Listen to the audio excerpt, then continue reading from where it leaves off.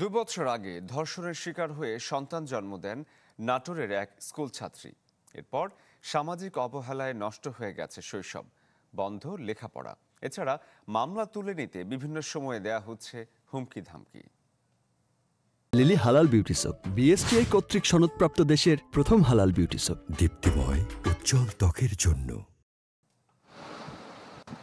শৈশব কাটিয়ে ওঠার আগেই অনাকাঙ্ক্ষিত ঘটনায় মা হয়েছেন। নিজে শিশু হয়ে হাল ধরেছেন আরেক শিশুর। সহমর্মিতার চেয়ে সামাজিক অবহেলার শিকার বেশি। পাশে নেই পরিবারের কেউ। সন্তানের পিতৃপরিচয় নিয়েও নানা প্রশ্নের মুখে তিনি।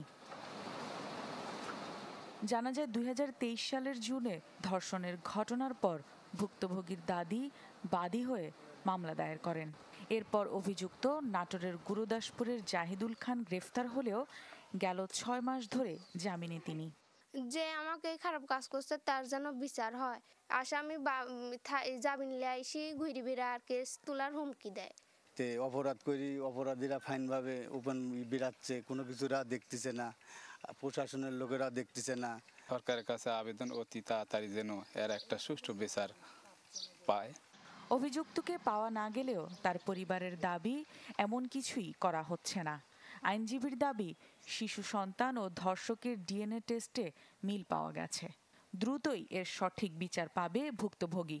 জামিন ধরে বাই করা আনার থাকি তার শখ হচ্ছে না, তার আশপাশেই যায় না স্যার। হুমকি দরও আশপাশে আমার স্বামী যায় না। আদালতে সাক্ষ্য প্রমাণের মাধ্যমে বিচার নিশ্চিত করার একটা সুযোগ সামনে আছে। বিচার বিলম্বের পিছনে যে বিষয়টি সবচেয়ে বেশি গুরুত্বপূর্ণ তা হচ্ছে এই মামলার সাক্ষীরা আদালতে যথাসময়ে উপস্থিত হচ্ছেন না। উপজেলা নির্বাহী কর্মকর্তা জানান, ওই কিশোরীর নিরাপত্তা ও সহায়তায় সব ধরনের ব্যবস্থা নেওয়া হয়েছে। যোগাযোগ করেছি কোন সুবিধাগুলো দিলে আলোর জন্য ভালো হয় সেই বিষয়টি বিবেচনা করে আমি ওকে সেই প্রয়োজন মাফিক ব্যবস্থা নিব। গত ১ মাসে নাটোরে শিশুসহ ৪টি ধর্ষণের ঘটনায় গ্রেফতার হয়েছে ২ জন। Desk report, channel 24।